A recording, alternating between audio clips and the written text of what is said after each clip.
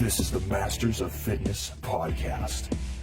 Welcome to the Masters of Fitness podcast, episode number 28. Kind of what I call a season finale for year two of the show, man. It's been a great couple of years, man. We had some big guests on, and we decided to have kind of like all the stores in the mall have, kind of a blowout sale. We're going to give everybody a 3-for-1 today. What you think about that, Thad?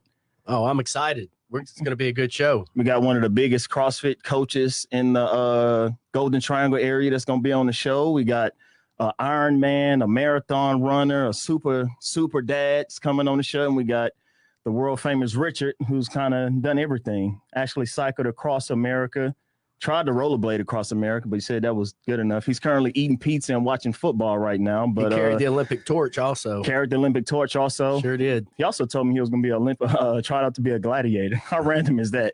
So, but he can do it, I promise you. So before we go on any further, guys, make sure you hit that like button, hit the subscribe button to the page. Make sure you download the podcast. We're trying to get to 100 subscribers on YouTube before the end of the year. We're trying to get, my wife challenged me to get us to 1,000 likes on our Facebook page. On our Facebook page, we're at 755. Yeah. 750. No, not 755. 905 on our Facebook page. We're at 73 on our YouTube subscribers. You have to run some sort of promotion. Man, we'll give away free stuff. I'm not opposed to giving away free stuff to folks. We got these nice t-shirts. Mm-hmm. So we got our nice Master Fitness t-shirts that that are still available. We got lots of larges, extra larges, right? Yeah, larges, extra larges, extra larges, kind of mediums. Few mediums. So, but if you get with that, man, he get you. We can work on getting you whatever size you need. But without further ado, we're going to bring on the Miss Erica onto the show, and let's everybody give her a big round of applause.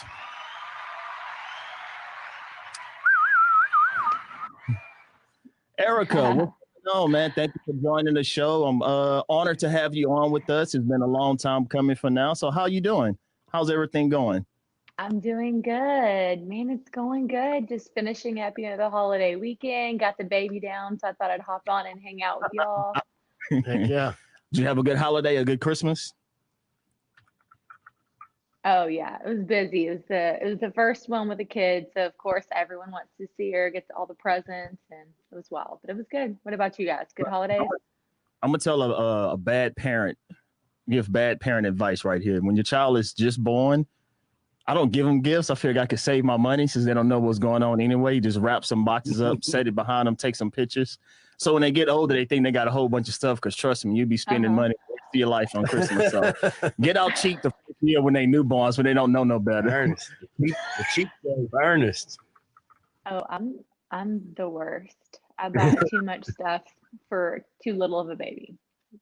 Yeah, trust me, you'll be buying forever. But that's good, man. Congratulations on your daughter. How old is she now? She's 6 months on the 1st. 6 months, man. 6 months goes by quick. Time flies. So fast. Well, that's good. Well, for those who don't know you, tell everybody about yourself, kind of what you do and who are you? So I grew up in the area. I, played sports, ended up getting into cheerleading, and then I moved on to cheer at Lamar and at Boston. Finished that up and was kind of looking for the next thing and got into CrossFit while I was in college and went for nutrition dietetics. So that and CrossFit kind of meshed well and ended up starting to coach CrossFit. And here I am 9 years in CrossFit, but coaching for 7.5 years later, doing it for my life, doing nutrition stuff and just kind of doing the whole health segue in general. So let's just say, CrossFit that's your primary thing. That's what you do is your life is CrossFit and fitness, correct? Yes. And what are you two? Tell her. So what are you CrossFit Beaumont and CrossFit Mid County. Okay. Now you coaching at both of them or do you coach at both of them? Yes. It's your fitness, going back and forth between two gyms and managing the gym and being a business owner, as compared to just being somebody who could go in and coach one class and just leave and go back home. I think that people think that when you coach that you're actually going to work out more, when on the other hand, we show up to the gym and I see something that needs to get done and I'm like, oh, I need to go do this instead. Or you definitely have to prioritize it because when you're there, you're working. So you have to make time for fitness, not just for being at the gym. Yeah, being the coach isn't always all as glorious as what everybody thinks it is. It's fun because you're helping everybody, but sometimes you have to sacrifice your time Life schedule. to make it good for everybody else. Oh, yes. Yeah, absolutely. But Absolutely. you, And that was an adjustment whenever I first started because I was super young. Yeah. how old were you when you first started? You said about But I was 20. Yeah. So all people who go to CFB that have been there for a long time have watched me grow up. wow. So you've been there and coaching since you were 20 years old, fresh Yeah. out of. You went to SFA, if I'm not mistaken, correct? Yes. Yeah. Cheered at SFA, won a national title cheerleading there, and then came home and cheerleaded at Lamar, and then moved into coaching cheerleading, and then ended up coaching CrossFit. So coming out of cheerleading, do you feel like that helped you out into CrossFit, kind of like that natural progression over into that type of fitness? Because you see a lot of the cheerleaders with that, that upper body strength, able to go straight into doing pull-ups, muscle ups, having that natural strength there from being a cheerleader. You think that helped you out a lot? Absolutely. And I think about if I would have had CrossFit whenever I was in college cheerleading, I would have been 10 times the athlete. I mean, Yeah. I Yeah. walked into CrossFit and I could do a lot of stuff naturally from being strong from cheerleading, but I would be a way better athlete when I was younger had I had this. So that's why I think it's important that we get, younger kids, teens moving because think of the athletes we could have. It's just insane. Yeah, that's so even with my sons, like I don't do like, do specific sports training. They just see me doing stuff in my gym and they just work out with me. So just focus on making them better athletes. When you make somebody a better athlete, it translates to making them better at the sport that they actually do. Like I said, I didn't find CrossFit till I was 28. How old were you, Thad? You really want to know? Yeah. How old? Absolutely. I was 43 years old. 43. I just wonder why I would be if I would have cared this much about my fitness when I was, like you said, when you was a younger person. Yeah. Where would you be now? So. Yeah. So do you think, kind of sticking with the mode of fitness and CrossFit and functional fitness, being a gym owner, do you think that kind of the way CrossFit is and how it's structured allow you guys to still maintain your relevancy in the fitness community in Southeast Texas? I saw y'all was doing Zoom classes and y'all was even letting people, loaning out equipment so people could stay active. So how did y'all still keep that connection with your gym members during the COVID? Well, it's definitely hard because one of the biggest aspects of CrossFit is your community. You have your people that you're seeing every day, your coaches you're seeing every day, and that kind of accountability. So when you remove that, for a lot of people, it was difficult. So having the Zoom classes was a big help because then you're still, physically seeing those people. Like you said, lending out equipment was a big thing we did. We do the home workouts that are posted on our software every day and have been since all of this started. We did at-home challenges. I mean, anything we could do to keep people connected because that connection was so necessary in a time when people were so isolated. Yeah, and that's because we're social creatures, and people, like you say, and CrossFit gives you that community to help you grow, to help you still be accountable in a way that y'all still were able to connect with the people. It's something very good. Because go ahead, Thad. No, I was just going to say, through all this COVID thing and all that, I really felt at times that Erica and Neil and them worked harder during this time than they would whenever everybody could come on in the gym. Yeah. Trying to get all that stuff together. So how does that mindset apply now to being open as a gym now? You think that kind of helped you more dealing with that situation as as things come back to getting regular again now? No, I think it made us realize how much our connection with our athletes mattered because we still kept up with people through that whole time, talking to people constantly still. And then also like bringing people back into the gym, it made us 10 times more aware of,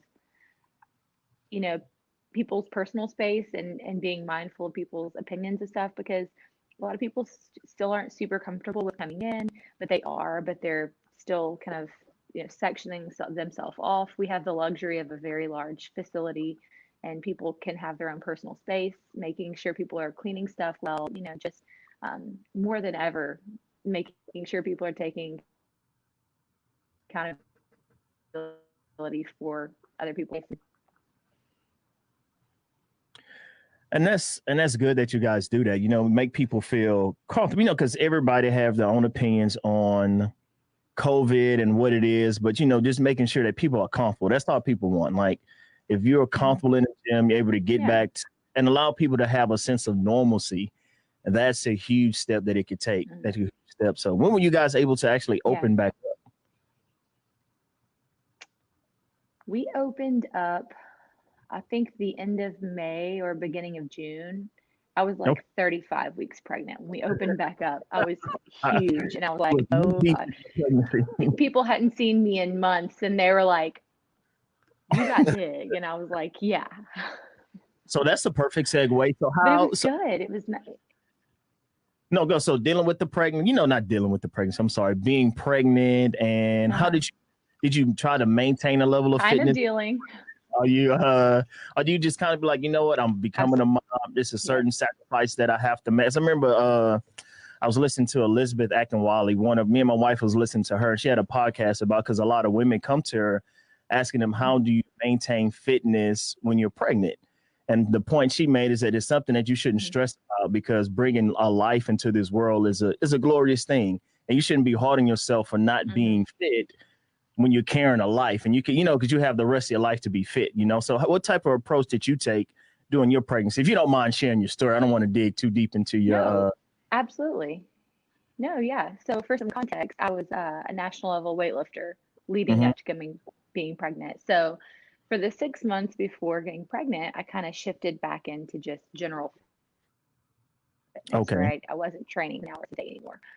Just kind of getting back into more general health instead of being able to back squat 300 pounds. And that's kind of the mindset I've carried through the whole time. When I was pregnant, I used super lightweight and just tried to move at any capacity. I set like 4 days a week was my goal. Yeah, 4 days a week was my goal, and that was just to feel good. Because if you're not used to the strain on your body, moving does make you feel better. And especially after having a baby, that was a foreign place for me to be. And now being in the gym again,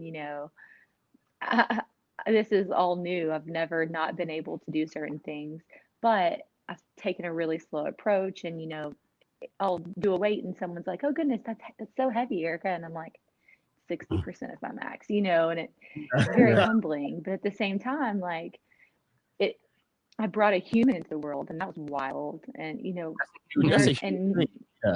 it's crazy. And so it's been a journey that I've definitely let my body take a back seat and just moved to feel good and be healthy for her, versus it being the most important thing, right? Being a mom, running the gyms, being a spouse, like those are the things that are the most important. And my health is just something that makes those things happen. So for me, it enables the rest of the things for me to be the best I can. So. That's an excellent approach to take. Something, and it's a lot of things that, some women who are pregnant dealing with that has to, you finding that fine line, because a lot of doctors are telling women, don't work out. That's what my wife doctor told her. Don't do nothing. Just sit down in the bed. She's like, well, that's not the type of person. I like to go to Zumba. I like to do some weightlifting. And this, it's just, and like it goes to say, like, a lot of the medical world isn't into the whole preventative health and staying healthy type thing. They just want you to you hurt yourself, sit down and don't do nothing ever again. And so kind of bringing everything full circle now, with the pregnancy. And how far you said how far you're 6 months removed from giving birth, correct?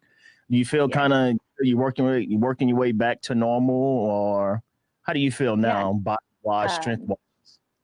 I feel good. Not strong by any means, but I feel good. I think I'm finally kind of finding a groove of work and personal life, exercise. Like, the balance is really hard. And for the first couple of months, there isn't a balance. It doesn't exist. You're just like keeping this tiny thing alive.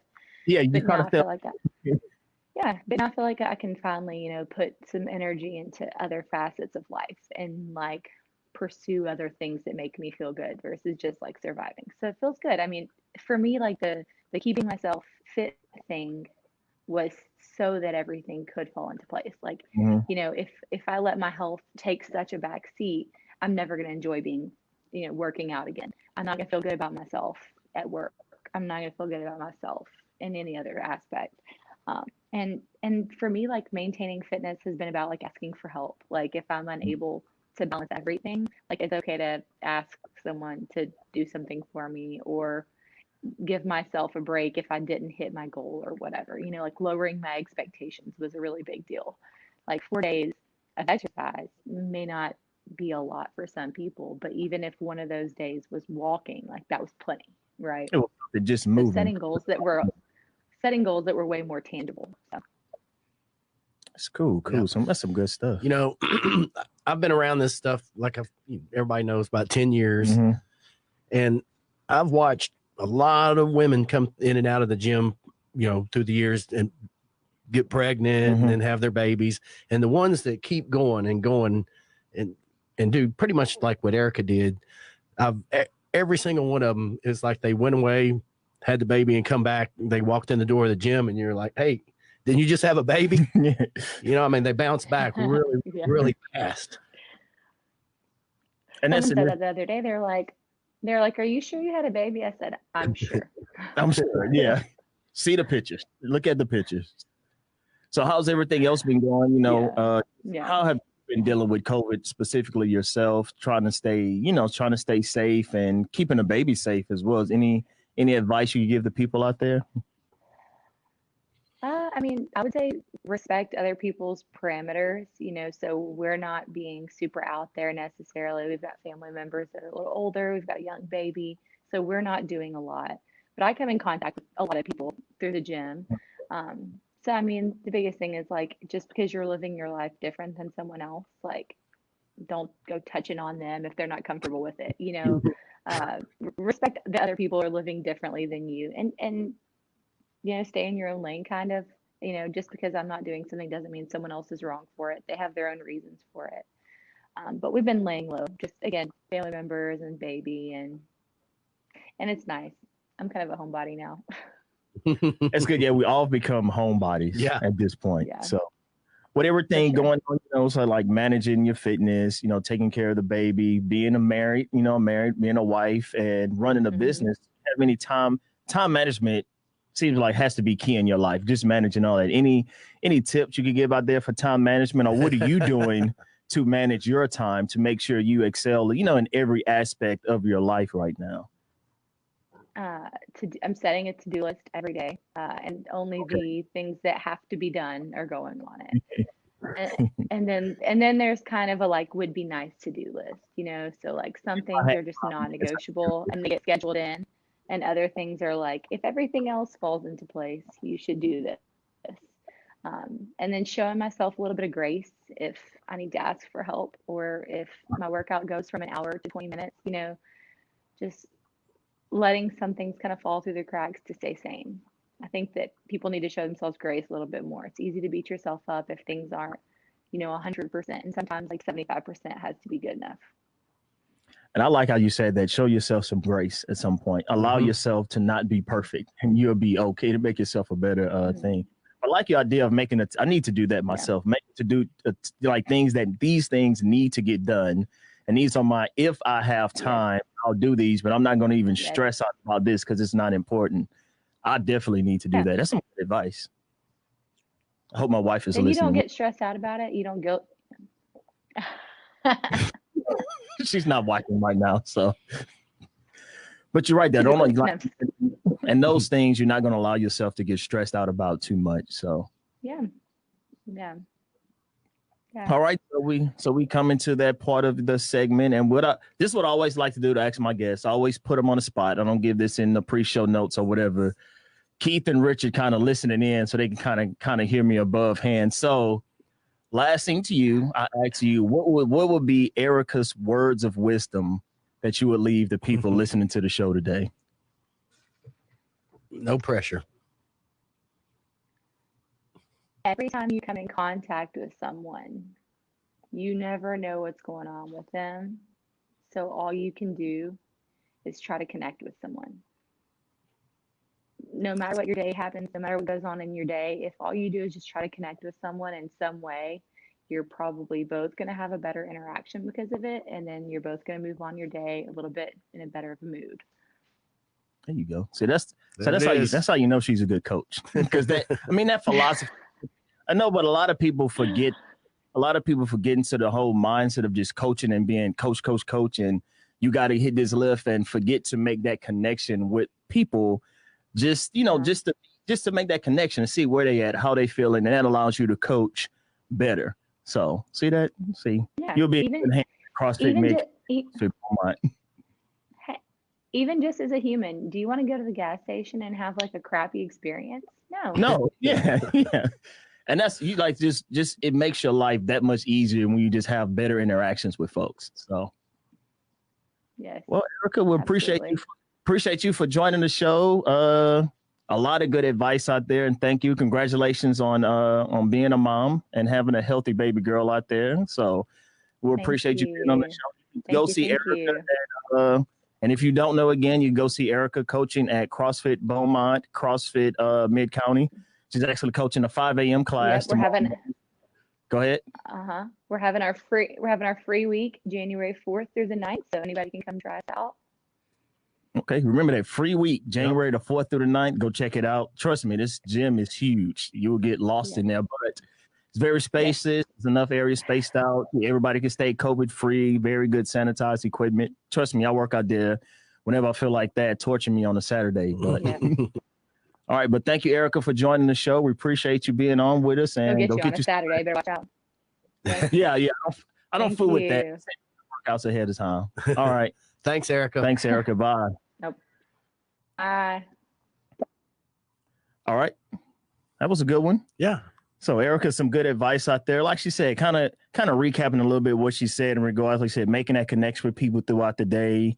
Given one thing I did, like she said, is allow yourself to have grace. Yeah. Allow yourself to be imperfect, and that way makes yourself alive, because we are going to make mistakes, and that's just not just in fitness overall, but overall in just life, in your daily work schedule. Yeah. If everybody thought like that, world would be a lot better place, huh? That kind of goes along with our previous show with Grant. It's kind of what he was saying, is like helping that mental health and staying fresh and staying mentally in there.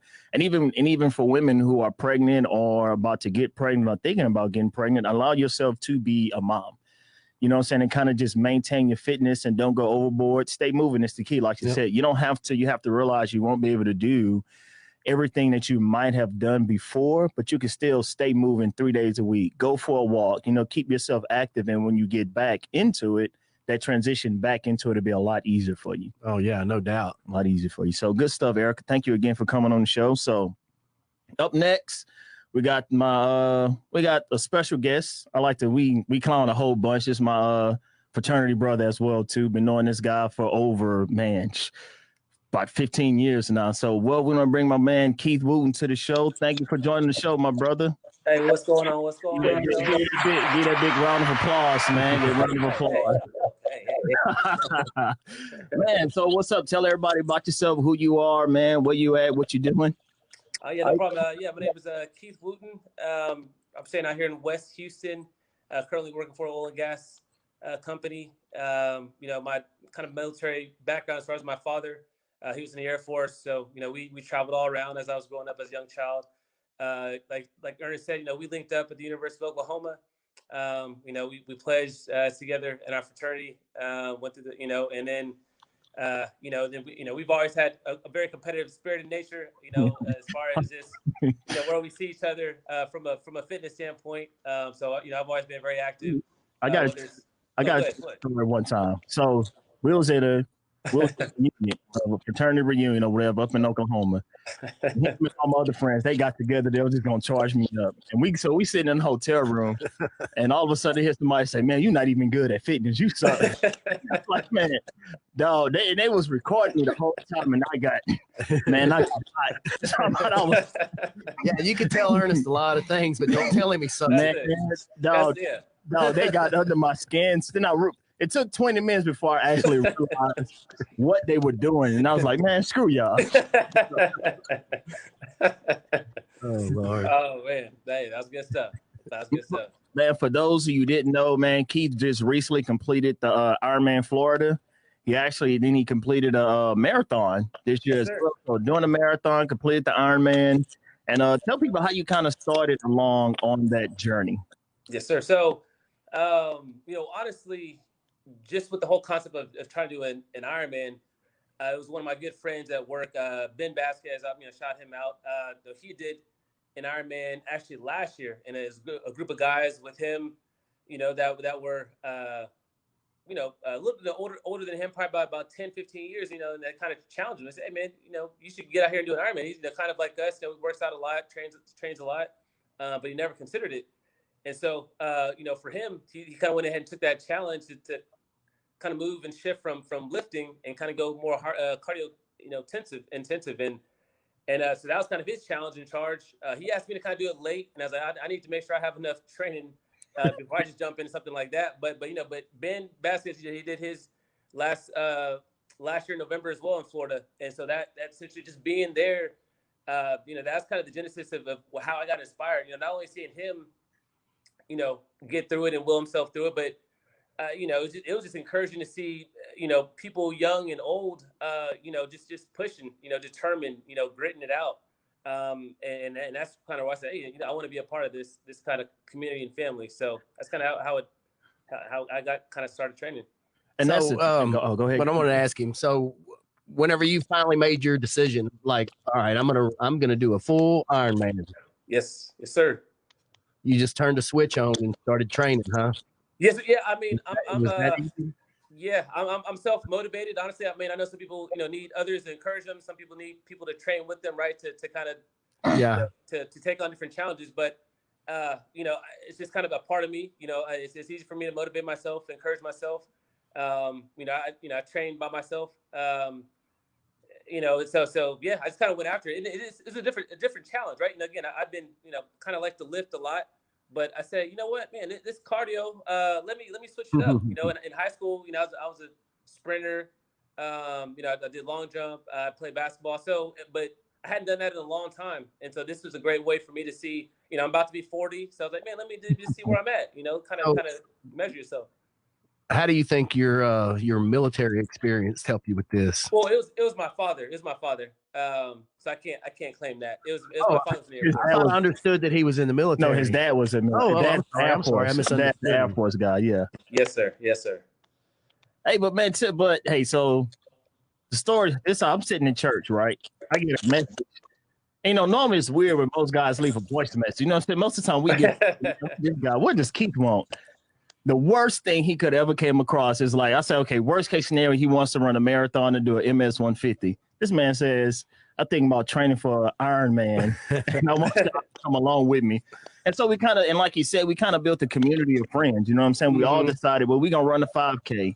Yeah. We can do a half marathon together. Yep. We can do a marathon together. And then everybody kind of dropped off at each level. But it was a good thing, though. You know what I'm saying? Just like you say, seeing him train. And then, like he said, like he told me, he said, man, you're going to be inspired more when you actually go to the Ironman, seeing these folks. Like when I came back and told you, right. But when you there and you see people struggle doing it, like I told the story about this one guy, man, he was running. He looked at me and he was like, man, my body's hurting. He said, I don't think I can finish. And I said, man, it's all mental. So you made this far, you keep pushing. And when he came back, he was like, man, I thank you for those words of encouragement. And it's that level. It's just cool seeing that. I know people think I'm crazy because it's like that pain. Like you say, you have some pain to get the joy. So that's what I look forward to.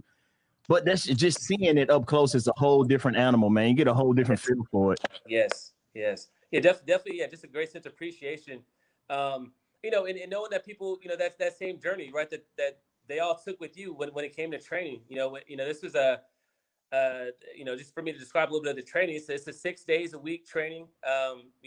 Tuesdays essentially was I did a swim and a run on Tuesdays. Wednesdays I did a bike.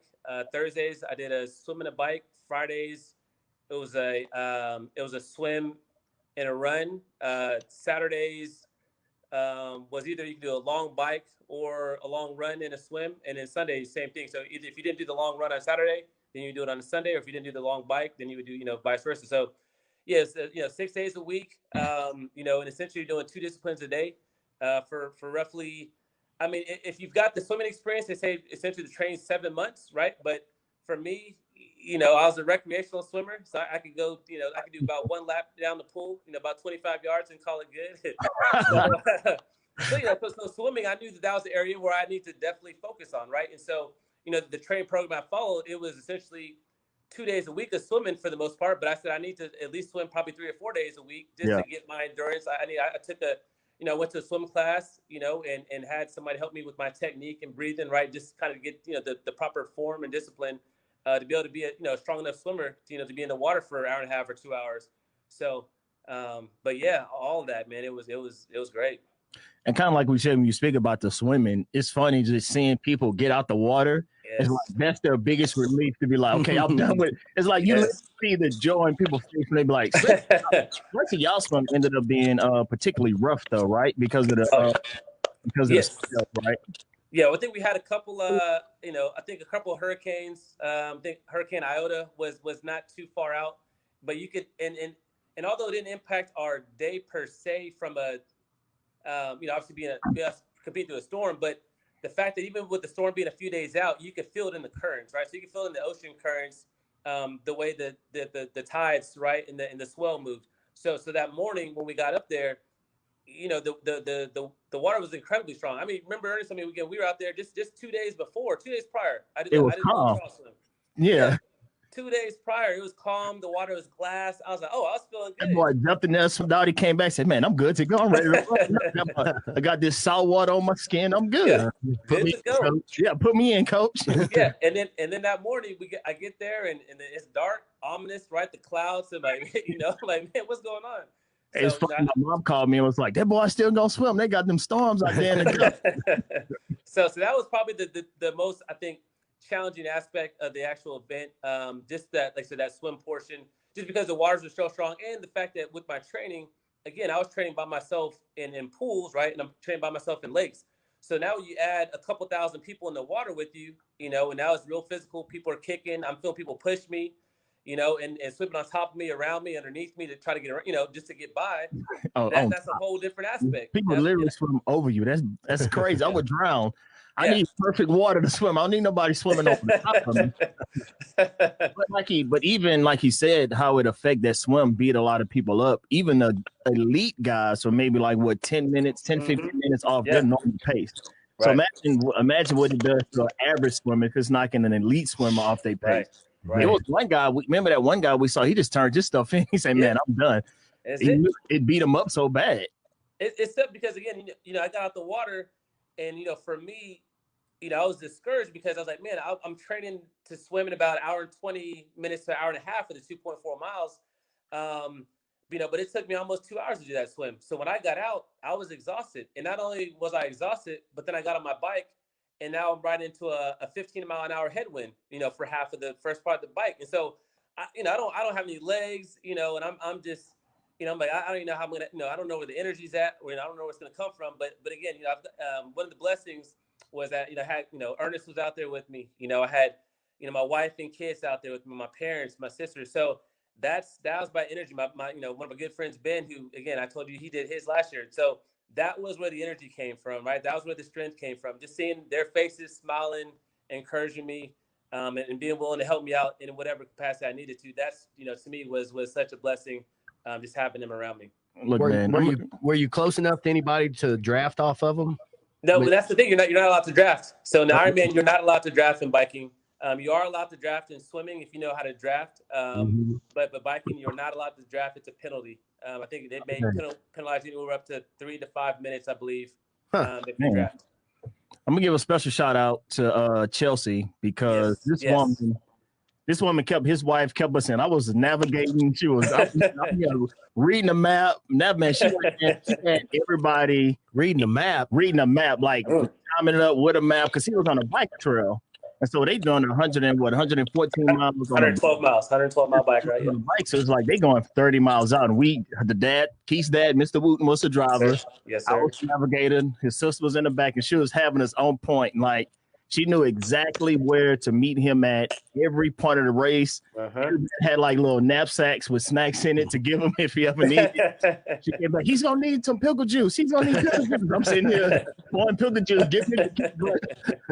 but it shows the level of coordination that you need to you can't like to get these things done. It takes a lot. And so shout out to Chelsea. You did a great job. Keeping everybody in line, making sure we were where we were supposed to be.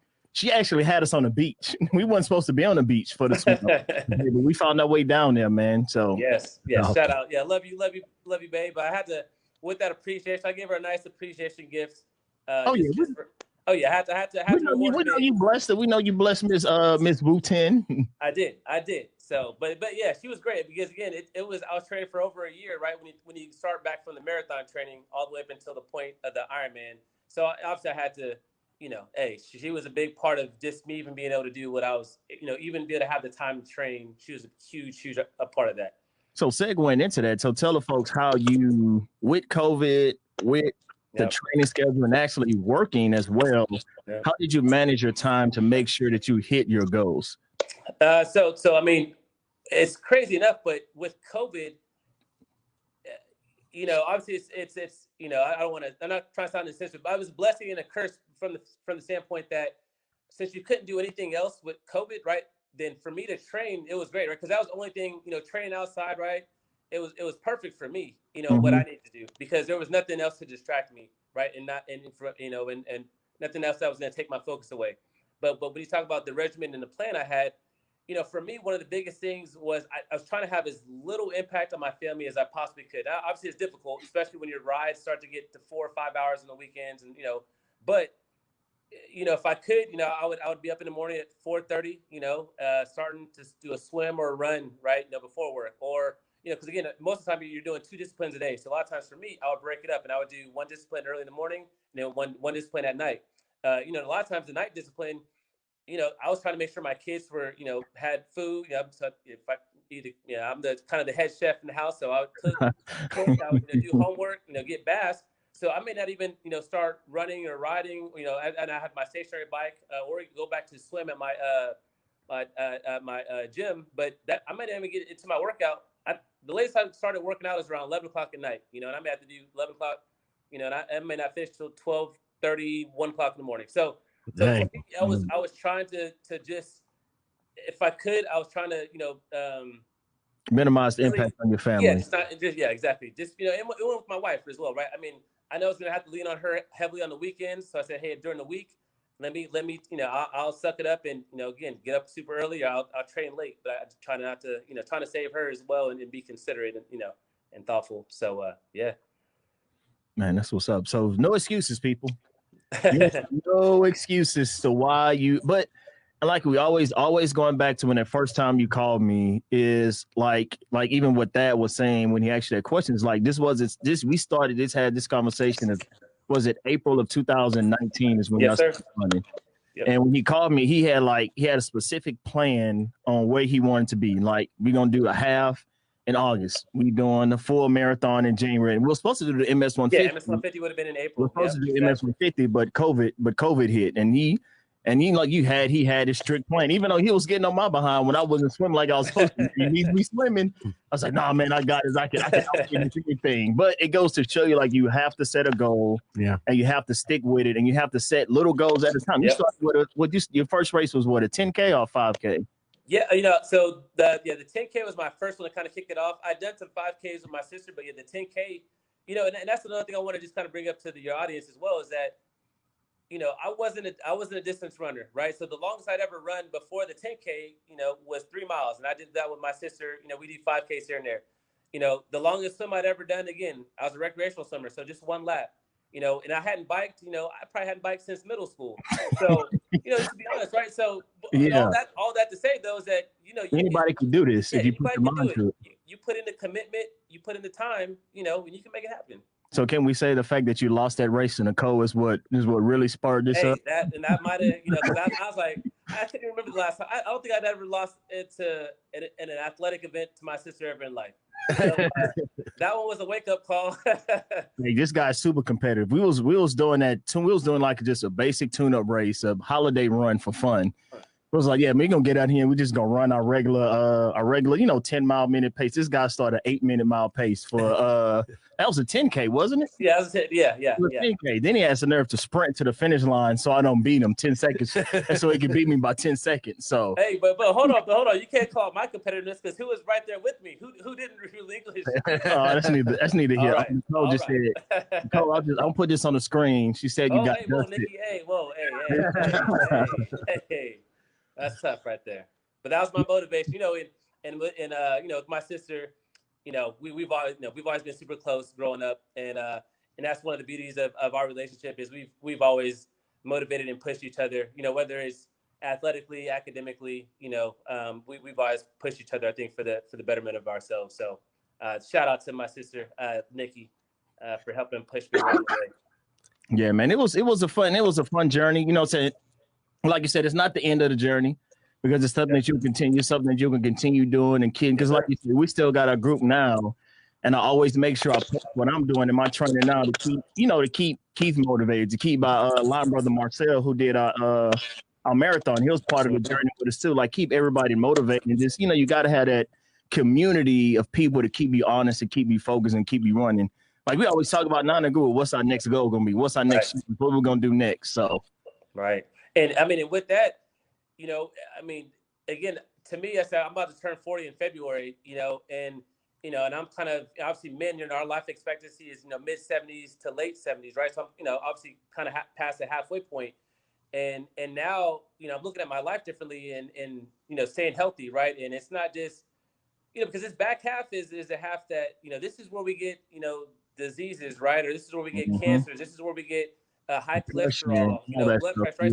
So all those things that we took for granted on that first half of our lives, this second half, if we don't stay on it, this is where it impacts us, right? This is where we get sick, we're in the hospitals because we fail to be active, we fail to stay fit, we fail to eat properly and take care of ourselves nutritionally. So this is a half to me that not that the first half didn't matter, but now this is really pushing me to to stay focused. Yeah, we gotta double down as we get older. We gotta double down on our mental health, our physical health, and make sure we feeding our body. So, nutrition. Tell people real briefly before we run out of time. Talk about a little bit about your nutrition throughout this whole training process. Yeah, I think the biggest thing, nutrition wise, and this when you train, is I always say to train with the same foods. So the same foods that you train with, should be the exact same foods that you do with race day. So for me, it was a lot of I did like a protein kind of a protein shake or mix. I have a lot of powders, protein bars. Pickle juice, right? So some of those same kind of goo chews, right? So just those same kind of supplements I took throughout the whole throughout my training. That's exactly because from a stomach. I think that's the biggest thing, right? You don't want to have an upset stomach when you're going to be running, or just kind of active for, let's say 15 plus hours, right? You don't want to be in the bathroom, 30 minutes of your race, right? So you want to have those same foods that are going to, not cause you to have an upset stomach. And so that's important. And whatever that is for you, right? Everybody's diet is different. Everybody kind of how they eat and drink, but you just gotta, again, as you go through your training, take note, an inventory of what, you're okay with and what's not. And then you take those things that don't sit well with you, take those, remove those, and what works, you keep those in your plan. That's smart. The some of them goos, man, if you ain't it'll get you going, get you into pretty quick. Like, man, it's amazing how meticulous watching Keith and the guy, the more experienced guy, Ben, pack those bags. Man, it was very meticulous. Right. Just, loading this in here, putting this in this bag, make sure we have 2 of these available. And like you say, train what you eat. Don't go out there, like I always take the example. I know if you ever seen an episode of The Office where he was running a 5K. And he ate a big bowl of pasta before he went out and ran his race. And he ended up throwing it up. But it's just a prime example. It's like, don't do something that you're not used to before the race. Don't buy no fancy gear you're not used to training with. Don't eat something that you're not used to eating, that your body's not used to. So yep, exactly. Yeah, and that's one of the biggest things too. You mentioned on the gear. They said, hey, on race day, don't show up trying to wear brand new shoes, brand new biking shoes, running shoes. Don't come with the brand new, a wetsuit, hey, all that stuff you need to have been in, so, because again, you don't want to chafe, you don't want to, have these, rubbing and just things that make you uncomfortable that you weren't used to your gear and equipment. So all those things that you need to be food, your equipment, they all need to be worn. And again, you kind of just need to have a great idea of what your plan is going into that race day. Man, speaking of gear, show the people your Ironman gear, man. You this is one of my racing jacket, that I spent a lot of money on that. I'm gonna be honest. I probably got too excited. I think just about everything on the website that had an Ironman logo on it, I probably bought it. So from the jacket to the socks to the to my running gear. I got excited. I'll be first. You got your Ironman tattoo yet? Have you got the tattoo? That's coming. So I'm looking at my birthday's in February, so I should have it before my birthday. I'll have that add on my calf. Yes, sir. I remember we were sitting at your mom with the Wooten still gonna take care of that for you, man. You remember? Yes, they already gave me that down payment. I remember his mom and dad asked, well, do you want us to get you another bag? You want to pay for the tattoo? Keith looked at me and said, yeah, the tattoo. That's a no-brainer.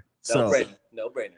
Hey, man, but, appreciate you coming on the show. Hey, but before we leave, though, man, you got to give the Keith's words of wisdoms, brother. What you going to leave the people with out there? Again, it's something that I train with the whole time, and I kind of made it a part of my life, but it's kind of, to do today what others won't do, so tomorrow you can do what others can't. So to me, that's whether that's in training, whether that's your finances. I think you can apply that to a lot of different areas and aspects of your life. But I think it's just kind of doing, taking the time to do, and sacrifice, really, right? Sacrifice today what others won't sacrifice, because tomorrow you'll be able to reap the benefits of your sacrifice when others won't be in that same position to do that. Works good for Jerry Rice. Yes, sir. Yes, sir. Hey, but that's what the greats do. I remember I always tell the same story about Kobe Bryant. He said he had one guy on the team, and this guy was only on the team to play defense on Kobe Bryant. And he said for 3 hours every morning before a training camp, Kobe Bryant would tie one hand behind his back and do nothing with just the left hand. This dude primary job was to play defense as hard as he can from like 4 o'clock in the morning till 8 o'clock. And then they would cut him before every season. And he said Kobe was just out there with his left hand, just working on left-handed moves for 4 hours before practice. But it kind of goes along with what you're saying. It's like, what are you willing to sacrifice today to achieve your goals tomorrow? That's some good stuff, man. Right. Some good work with wisdom, brother. Well, thank you, Keith, for coming on. Man. I know Chelsea ready for you to put them kids to bed or go play that pitch. What my man Trey been up to, man? Me and his son had a full-out race. Race twice, man. I almost blew my hamstring racing. Hey, he's gonna. Yeah, I gotta see. He's gonna call me out every single year until he beats me. So I'm gonna have to race my son every year like clockwork. But no, he's doing well, man. He just got a PlayStation, so he's all amped up. Man, that's what's up, man. That's what's up. He's amped up. So, but I appreciate you guys having me on and just allow me to share my story. And Ernest, just specifically, man, I want to thank you again for just being along with me, the whole journey, oh man, it marathon training, man, then showing up with your wife, man, and blessing me, and being such an advocate and support, man. So I just want to thank you personally, man, for just being there, man. Hey, I appreciate, brother. It was so inspiring. Naomi was this close to thinking that we had signed up for. We told them we signed up for a half. She was like, "Oh, I'm ready to go. I'm ready." It was like she's talking about a half Ironman or a half marathon. But man, appreciate you, brother. It is always, the journey continues. We're gonna always, I know you always look forward to challenging yourself, getting in the 40. You're a prime example of what we need to be in our lives when we get 40. We don't need to be settling down, thinking about the end of our lives, thinking about the retirement. We need to be challenging ourselves to do bigger and better things as we get older in age, man. So appreciate you on the show, brother. Because you got 50 to look at now. I know, 50. Hey, what's going on? What's going on, London? How you doing? Appreciate y'all. There's London real quick. But that's London, the dance champion. Thanks, Keith. All right, man. Good night. Oh, and it's London's birthday on Christmas. Shout out to happy birthday, London. All right. She turned me 5. All right. Y'all have a good night. All right, man. That was a good one. Good. And kind of summing it all up is the fact that set a goal for yourself. Yeah. And it's not going to happen overnight. Like I said, he started this in April of 2019, and it all came into fruition a year and 7 months later in November this year. So like you say, nothing's going to happen overnight. No. What are you willing to sacrifice to set your goals? And your goal might not be an Ironman. I remember I was watching the Iron Cowboy. Have you seen that one yet? I hadn't seen that. A guy did, Richard probably seen it. He did 50 Ironmans in 50 days. And that was his goal. In 50 days? 50 Ironman in 50 days in 50 different states. But the thing was, his mom joined him at the end, and she did like 10 5Ks. But that was her goal.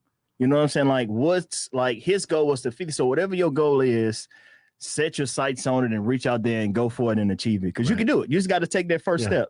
And be patient. Be patient. I didn't know how to swim 4 months ago. I mean, 4 months ago, I didn't know how to swim, but now I'm up to the point where I can swim a mile in a pool without drowning. So there you go. You got to start somewhere. All right. So now we got Richard. You see, he got this Olympic torch in his hand, so he's ready. He's already. He does? Yeah, he's already ready to roll. So let's bring my man, Big Money Rich, onto the show. What's going on, Richard? How you doing? You saved the oldest for last. So I had to break out a torch so I can see. So at this point, Thad understands. And I'm Thad beat, by the way. I didn't start CrossFit until I was 44, so I got you by a year there, Thad. Even though you still have me by the years overall. Man, you know, always wanting to beat me at something. I always have a story about everything. Richard came in just like, man, they got this guy that's coming into the gym, man. He's a beast. And Richard, I sit there and watch Richard try to beat himself up, trying to do muscle ups. Ain't never looked like he never attempted it, never tried to muscle up. And he sat there all day because you walked right in and did the open, didn't you? I did, yes. I think when you first came into the gym, you walked into the gym and kind of just said, you know, screw it. I'm just going to get out here and do it and see where it takes me. And you just ran with it from that point. So, hey, I still remember almost every one of those workouts Richard did. I can tell you about what happened in every single one of them. It was fun. I'm a spectacle. I'm here for your entertainment. So we'll kind of dive deeper into like how you have that mindset to achieve the things that you do, like going into the powerlifting, cycling across the world, training with Olympic level speed skaters back in the day, just kind of doing it all. But first, let's give the people a little bit who you are, where you at, a little bit about Richard James. Not much to share. I just like an average person, tried many different fitness avenues, and I've spent the last 35 plus years working out, being a guinea pig. So now hopefully the knowledge I've acquired through the years, through my own failures, I can share with others. I do have a little Fit Lab training facility, gym in Nederland, Texas, and have written a book series called Adventures and Elements I'm working with, and working on developing my business, and just a host of things. But that's not what's important. What's important is I like to just share some of the knowledge I've acquired and see if we can work on building functional strength, especially as we age. Keith alluded to in his interview just a moment ago. I'd like to really expand upon that as well. There you go. What's Cecilia coming on here asking this tough question? I'm about to put this tough question in there for you. She had a tough one for you. Here you go, Richard. I'm scheduled to get the COVID vaccine tomorrow. Please ask Richard what he thinks about the messenger RNA technology. So she wants you to dig deep down in that biochemistry brain and give her an answer on this. I have a biomedical engineering degree, so we didn't have to do a lot of ribonucleus studying. But I think those that have gotten the vaccine so far are not showing any side effects for the majority of people. If you show side effects when you get a flu vaccine, you'll have similar side effects with COVID vaccine is what it looks like. So I don't think, RNA viruses are known to mutate fairly quickly and make changes, but I think it's going to work as far as the vaccine goes, just off my limited knowledge. So nobody turned into a zombie yet? Not yet. Those have been hidden away if it's happened. If it's happened, yeah, they gone. But kind of back to your, so what type of, so you say you have the gym, Fit Lab out there in Nederland off, I always get that highway mixed up, the Nederland. That's not, is that 360? That's not Twin City? 347. Right. So Twin City Highway, yes. Yeah, what kind of training do you guys provide over there? I kind of see you kind of do a little bit of everything. Am I correct, or? We do. I call it functional strength training. We do. We have competitive power lifters here who train. We have Olympic weightlifters, some CrossFit, and then just some general training. The goal, though, remains to build as we age, because, as you know, strength is the hardest thing to build and to maintain, as we all battle sarcopenia, which is a natural loss of muscle as we age, starting about the year of 25 to 30 years old, you start losing muscle every year. Now that can be offset through distance training, and there's all sorts of ways to do that. So our goal is to keep people strong, because as you age, if you maintain your strength, you maintain your independence, your health, you fight diseases, and you can hopefully avoid a lot of the ailments that many elderly go through. It's not like one day you wake up and you're a feeble elderly person and go, what the heck happened? No, you worked on it for 30 or 40 years by not training, by not taking care of yourself. So what age does that really start to hit? Is there a certain age it hits you hard at, or is it different from each person based off their activity level? It's based on the activity level. Everyone tells me, for instance, and I'm sure Thad's experience and you as well, is that, oh, by now you should not be able to do what you're doing, and yet you keep improving. Right now, currently, I'm the strongest I've ever been in my life at the age of 48 years old. Part of that is through a lot of research and uncovering some ways to better train. Especially one thing many people don't take into account is we see so many, influencers that are out there giving advice. They look great, but many of them are on steroids or other PEDs, and it doesn't matter what they do. They're going to gain size, they're going to gain muscle. Yeah. Us as average individuals have to take a more scientific approach to it. We cannot do their workout. That's part of the problems with a lot of workouts, not to name anyone specifically, is that the volume is just too much for an average person to recover from. Another aspect too, and this was discovered in a Norwegian case study with professional powerlifters, kind of similar to the Bulgarian technique as well, is that spreading out the volume actually encourages protein synthesis within the muscle. Whenever someone's on Ps, they're under constant protein synthesis, so their muscles are constantly growing, whereas as an average person, your body is constantly seeking equilibrium homeostasis. So after about 24 to 36 hours, depending on the person, after you've lifted, your body quits synthesizing protein in the muscle and quits developing the muscle. So to make it easy, if you do squats every other day, they found that you'll gain more muscle than if you do just one squat workout a week and do a hyper number of reps. Because you send your body into protein synthesis for a 24-hour period, but then you don't return to that muscle for 4, 5, 6, 7 days. And so that the rest of the time you're losing muscle. Oh, go ahead. What type of rep scheme are you talking? Being able to, yes, say 3 days a week. If you do it 3 days a week, one of the keys is that your body, no matter whether you're running an IronMan, a marathon, doing CrossFit, lifting weights, your body tears down muscle in the same order. It tries to use the slow twitch fiber muscles first, and then works towards the fast twitch fibers. So the key is to lift at least 75% of your maximum weight for about 3 to 5 or 8 reps for 3 to 5 sets. And that's all you need. And that hits all the muscle fibers, sends the body into protein synthesis, and then keeps your muscles growing. I've had tremendous results with it. I have tweaked it some because I'm focused on the CNS as well, the central nervous system, to handle larger amounts of weight, which is another type of training. And so I've made some tweaks to this, but for the average individual, the average Joe, we can continually gain strength. Right. What about tempo with that? The tempo is just slow and controlled. It doesn't have to be fast. You do want to try to be explosive, with the movement, but the tempo isn't the determining factor. It's the resistance and the volume. Gotcha.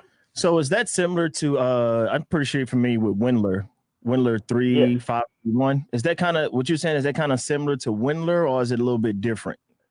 It's a little bit different because Wendler, again, what you would only do lower body, upper body once, twice a week. With Wendler, you have a different rep scheme. It's a good beginner program when you first start, but pretty much anything is when you first start lifting. And like I tell people as well, because so many try to focus on cardio and neglect the resistance training. But just take, for instance, Isabel, the CrossFit workout, who holds the world record in that. Not a CrossFitter, not an endurance athlete, but Eddie Hall, a strongman. You can't beat strength and skill. So those take longer to develop. get your cardio in shape in 4 or 6 weeks if you want to be competitive. Was it Isabel or was it Grace? Or was he? Or did they have to call it? He did Isabel, but he did Isabel. He meant to do Grace, but I think they changed because he never stopped. He was going. He never stopped at his chest, and he went straight overhead. So it was supposed to be Grace, and they changed to Isabel because he ended up exactly. It was crazy. I watched that. I watched that video. Yeah, that's exactly what happened. So speaking of strength, you mind sharing people with some of your? I know you just recently did a powerlifting competition, correct? Correct. Yes. You want to explain? Share with the people some of the numbers you hit, if you don't mind. If you don't, you mean you're a world record holder, aren't you? I am a world record holder in the USPA, United States Powerlifting Association. Did that back in September in Columbus, Ohio. April Hammond at Training Spear with us as well also set some. So we have several people from Beaumont that could claim that, which is awesome. But I did recently at the last competition, I deadlifted 545.5 pounds. Still have more in the tank. I squatted 463 pounds and I benched 314. And those are all slightly less than my gym maxes. But as far as competition goes, it's great because you have judges that watch every part of the lift to make sure you hit depth and that you hold the weight. What's your body weight? 173 pounds. Yeah, put that in perspective. I know, right? Man, I'm thinking you out here lifting the house. Which right, it's not like you say doing the competition a little different from somebody. I call it getting a bro lift in a garage by themselves. And that's when I do my lifts. I always have to record myself and then I post it and then I wait for Thad to send me a message to tell me if I didn't hit depth enough. So I know if Thad doesn't respond, then it's a good lift. And I can feel good about myself. Because he'll send me a message, Ernest, you didn't get low enough on that squat. I'm like, man, posting that stuff. Yeah, he'll let me know. So So are you primarily focused on powerlifting now? Do you still do some CrossFit stuff? Or what is your main mindset now when it comes to training? My main mindset right now is powerlifting because I'm competing, have a competition coming up February 13th in San Antonio. But I do still do some CrossFit. I've been doing some Bang Muay Thai with Jose Cita, a fighter here. He's been coming over, so that's been a little new endeavor. And still every now and then I'll do some cardio type workouts. You say Muay Thai? You doing Muay Thai now? Bang Muay Thai, yes. It's a combination. It's all striking. It's kickboxing, punching, elbows. Man, what do you train that at? Down here? Here at Fit Lab, yes. Oh, you do it at Fit Lab. Man, y'all do everything over there, Richard. So you have a guy that comes in and coaches it, or it's like kind of like a private thing you're doing? Yeah, he comes in and coaches it. Okay, man. So what else do you guys offer over there? What type of different classes besides just CrossFit can they come get from your particular gym? It's called a lab because we're experimental. Anyone can come anytime. A lot of it is just several of us working together. We only have structured classes in the early morning currently, but there's always someone here throughout the day. And like I mentioned, Daniel Gilbo's been competing in Olympic weightlifting. April, myself, and Gabe and Damian Sykes and others have been doing powerlifting competitively, as well as a few others, and then several doing CrossFit. So there's always someone here to work with, and we have multiple workouts that people can do, as well as a daily workout that's custom made here. So it's kind of you can go in there and just one size fits all type of deal. Correct. Over there. Okay. Yeah, and Richard's got the equipment too. He's got equipment in there that nobody else has in this area. When I went to his gym and I saw that the cardio room, I was like, okay, this is legit. Because kind of like your background, you have a background in all these different things, so you know what equipment is needed to get what people need. If you just want to go there and do bike training, Richard got the knowledge to help you do, because I text Richard randomly and be like, hey man, what you think about this or what you think about that, and he has the knowledge to provide that type of guidance that you need no matter what it is. Yeah, try to just cover all facets, because like I always tell people, there's no really wrong way to work out. It's whatever keeps you motivated and whatever is sustainable. Just like we talk about diets and exercise, if you can't sustain it, it's not going to work. So if you truly hate swimming, for instance, don't do it. There's 5,000 other types of forms of workouts that you can do to remain fit. And we all have different body types, different body sizes, but you can look at someone and tell if they work out and if they're fit. Man, that's what's up, man. Richard, a jack of all trades. So talk about I saw you said you have some book series. Tell the people about your books and how can they find those? Adventures of the Elements. They can go to my Facebook page and find that. May have some news coming up on that soon. I can come back for another show on that. Oh yeah, definitely.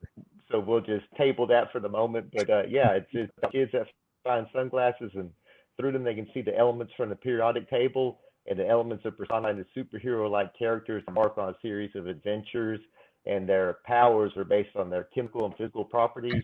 So it's all fantasy, action, superhero genre style, but at the same time you're learning about chemistry and the science. That's cool. My kids really enjoy those books and those Neil deGrasse Tyson books. You know, it kind of gets kids excited about science, excited about learning. You know what I'm saying? And like while they're enjoying what they're reading, they're also learning a little bit about knowledge and a little bit about science. My son be telling me stuff like, man, what you read that for? Not forget. He said, oh, I got the book, blah, blah, blah. I read this, I read that. Oh, and there's things that they're not teaching them in school yet. Just kind of help build that base with regards to those books, man. So, yeah, thank you for those copies you gave me a couple of years ago. They still are. They're still getting plenty of wear at the Doyle household. That's awesome. Yeah, it's all about edutainment with kids doing video games and seeing high definition movies and everything. The archaic form of education we have with textbooks and all just doesn't hold their interest, and discipline's not the same these days. So you have to hit them through the mediums that they're familiar with and gravitate toward that captivates their attention. Once you have that, they can learn anything. They roll off those dinosaur names or Pokemon names and all that. So it's no lack of ability to learn. It's just a matter of putting in a form that will capture their attention. Yeah, and especially doing this COVID time and learning, it's kind of education seemed like it's been a muted point because all it is like get online, do some worksheets, and turn your stuff in, and that's it. Like kids aren't even getting that interaction that they need with other kids. You know what I'm saying? To help them learn and to help them grow. So like telling your kids to go out and read a book gives them a different perspective from just learning to take a test and to learn how to think critical, you know, use your brain, figure things out, you know, go into that fantasy world and just be a kid. Exactly. So some good stuff. Richard told you to do it. Richard has done it all. And so how have you been managing everything throughout COVID and, you know, ever since COVID went, and how you been doing with that, keeping all that stuff in line with this craziness? We've been good, fortunately. No one's contracted it here at Fit Lab. We've been able to open both bay doors. So it's basically like working out outside, and we don't have a huge number of members, so that makes it easy for everybody to out and come at different times. And of course, typical procedures of wiping things down and all of that. But so it really has allowed people to continue their training without much setback. Okay. And when did you guys open back up in May as well? Yes. Okay. Good stuff. And what are your class times you guys have? Any changes in your class times, or is this pretty much par for the course now again? It's par for the course, and we do a 6 a.m. class every day of the week. But then the rest of the time, most of our members, we have keyless entry, so they can come and go as they please. Okay. We have cameras for safety, so the parking lots and all that are monitored. But yeah, so we're open. People can come and go, and there's always someone here usually. So if anybody joins today, you have to earn the badge to be able to, you know, go to the gym on your own. Is that like a proving period that you have to do before you're allowed access to that feature of the gym? Yes, there is a little proving period. At first, we let you come to some classes, and or if you're doing a more customized workout, you know, be someone here that's doing that with you. And then once you become familiar with everything and doing well and I guess not super long-term member, but been here for a little bit. Yes. Okay. Access granted. Access granted. They get the Richard's beam of approval. Correct. All right, man. So what can they so where's the gym located again? Give people the address just in case they want to drop in if they missed it earlier. Sure. It's on Twin City Highway. The air leaky gas plant is right down the street from us. Tallman Pools is across the street. Easy way to find it. About 5-minute drive from Lamar University. Yeah, you can't miss it once you hit the highway down there. You can't miss it at all, man. So, all right, Richard. So, man, we gonna start wrapping it up. So, like I let the other two guests, you kind of had a 2-guest head start to think about what's your Richard's words of wisdom that you're gonna leave for the folks. So I'll let you kind of get your go at that and see if you can top the first. The first 2 was good, so you're gonna have to top them, Richard. The ball is in your court. No pressure, Richard. No pressure at all, Richard. See what you got, man. Come on. There are so many, but tenacity and hard work ethic trump talent. So many are talented but never put in the work ethic, and unfortunately, in our society, we're so quick to label someone a failure, whether it's with lifting or a business they may have started just because they don't have any success. Some are fortunate and make the correct contact or in the right place at the right time and have that early success. Others have to work a very long time to garner that success. Some are born with natural talents. We all have no problem in the classroom going, oh, so-and-so is extremely smart. But when it comes to lifting, you go, why is this person advancing so quickly? Well, they're just genetically gifted. Whether it's brains or muscles, it happens. But as long as we don't quit, whether with workouts or with life, with your business or anything, then you haven't failed. You just keep putting in the work ethic. And if people see that, hopefully they won't be so quick to judge and will be willing to, if not help you, at least give you a pat on the back, encouragement to continue pushing, and that one day you'll find a way or make that right connection, or the time and work ethic you put in will reap rewards. That's what's up, man. That's good. And it kind of goes back to what you said earlier that you alluded to, is you have to do things that are sustainable, things that you know that you could build upon and keep driving. Don't do something that you don't like to do, because guess what? You're not going to maintain it for the rest of your life. And kind of like what you're going to say is like driving, never quitting, keep going. It helps build those healthy habits that'll help you out as you get to that turning point in your life when you get 40. I always remember as a kid, people would always say, man, when you get 25, it's not going to be the same. When you hit 30, you're not going to be the same. Exactly. Man, I'm going to feel good my whole life. But now I'm 38 and I'm starting to see like, hey, I have to pay more attention to doing the yoga, more attention to doing the stretching, more attention to maybe sometimes I got to warm up for 20 minutes just to do a 5-minute workout, because you have to keep those muscles limbers. I have to eat a lot better. I can't eat McDonald's and try to go work out again, because guess what? It ain't going to feel good. No, it don't feel good. I can't relate to any of that yet, Ernest. Maybe when I hit. Huh? I can't relate to any of that yet. I pizza all the time. And yeah, that's what, Richard, but you're the guy that eat Pop-Tarts and then go lift 500 pounds. So you're a completely different animal, man. So, man, but thank you for coming on the show, Richard. We definitely want to have you back, man, to talk about your books and dive a little bit more deeper into that whole Richard brain. Cecilia jumped you off on the whole the nerdy with her RNA technology question, but that was some good stuff, man. Appreciate you coming on the show. Yeah, Richard. Let's bring Keith back in, man, and we'll say goodbye to everybody on the show. Once again, thank you guys for coming on to the show. Richard, Keith, and Erica. She had to go put the baby to bed and get ready to coach 5 a.m. CrossFit, man. But you guys, a big round of applause for coming on the show, man. We appreciate it. Everybody out there, like we said before on the show, let's help us get to 100 subscribers on YouTube. We at 78 right now, so go hit the like button on our YouTube page. We'll have this posted up maybe on Tuesday. Download us on Apple Podcasts, Spotify, Google Play. Follow us on Instagram. We everywhere. Anywhere there's social media, you search Masters of Fitness, I guarantee you will come up, man. So if you can't find us, then you ain't doing something right. You ain't doing something right. So, Richard, where can they find you at on social media, man, if they want to get in touch or follow the gym to get all your advice? It ain't just go to my name, Richard James, or Fit Lab. Either one will get them to me. No problem. I know my brother Keith down here is not much of a social media man, but what social media can they randomly find you on when you check it once a month? Yeah, I'm probably on Facebook if I just happen to be on something. Facebook. All right, man. But once again, appreciate you guys coming on the show, man. Thank you for being here. A lot of good information. Like we said, season finale. We're going to jump into, we'll be back in we're not going to be going long, folks. We'll be back into this maybe mid-January. Hopefully I have some new things for you guys. We got a lot of big plans for Masters of Fitness coming up in 2021. Like you say, the pandemic hit, and we just kind of took that opportunity to just kind of run with our podcast. We actually did more work with our podcast this year during the pandemic than we did last year when we first started. Yeah. So we're going to take that energy to keep providing you guys a good service. Like, again, hey, check out the shirts. Keith got nice.